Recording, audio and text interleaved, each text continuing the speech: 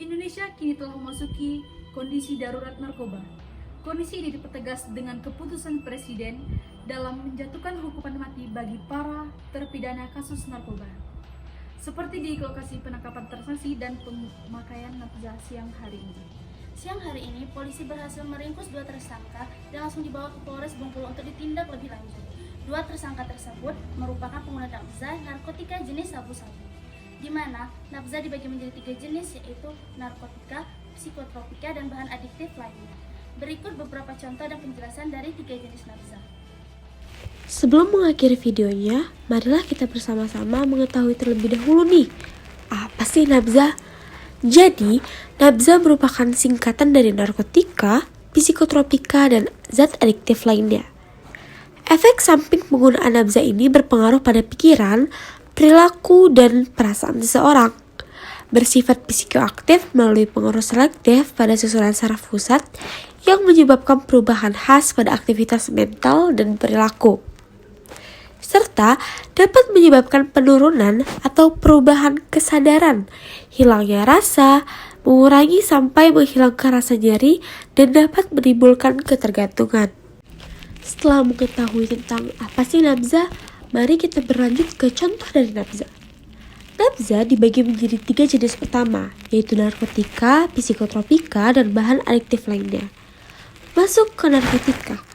Narkotika adalah zat atau obat yang berasal dari tanaman maupun bukan dari tanaman, baik itu sintetis maupun semi-sintetis. Contohnya adalah opium, kodein, dan LSD. Selanjutnya adalah zat adiktif. Zat adiktif adalah bahan atau zat yang berpengaruh psikoaktif di luar narkotika dan psikotropika.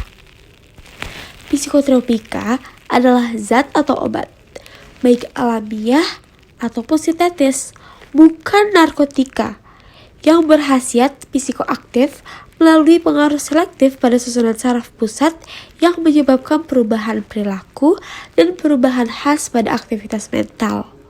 Selain 3 tadi, contoh dari nafza juga ada minuman alkohol. Mengandung etanol etil alkohol yang berfungsi menekan susunan saraf pusat, dan jika digunakan secara bersamaan dengan psikotropika dan narkotika, maka akan memperkuat pengaruh dalam tubuh. Ada 3 golongan minuman alkohol, yaitu golongan A, B, dan C, dengan masing-masing memiliki kadar etanol yang lain dan berbeda. Setelah mengetahui pengertian dan contoh dari nafza, alangkah lebih baiknya kita lanjut untuk mengetahui dampak dari nafza itu. Yang pertama adalah kerusakan sistem saraf. Pengguna nafza akan mengalami banyak gangguan fisik. Salah satunya adalah kerusakan sistem saraf. Menggunakan nafza secara terus-menerus akan mengakibatkan sistem saraf di otak mengalami gangguan fungsi. Selanjutnya adalah kerusakan pada paru-paru. Hal ini disebabkan oleh nafza. Salah satunya resiko pneumonia aspirasi. Obat terlarang membawa berbagai bakteri dan virus berbahaya yang mengakibatkan paru-paru terkontaminasi. Selanjutnya yaitu sakit jantung. Salah satu dampak dari nafza ini merupakan merusak jantung, mulai dari efek ringan hingga mengakibatkan kehilangan nyawa. Jenis nafza yang dampaknya merusak parah yaitu kokain, ekstasi, dan amfetamin. Tak hanya pada fisik, nafza ini juga mengakibatkan sering berhalusinasi nih pada penggunanya. Pelaku penyalahgunaan narkoba akan sering mengalami halusinasi dari efek penggunaan nafza dengan dosis berlebih. Nah teman-teman, dari dampak pengertian serta contoh-contoh nafza itu masih banyak lagi nih dampak dan contoh dari masing-masing nafza. Teman-teman bisa cari lebih lengkapnya di internet. Sekian dari kelompok kami.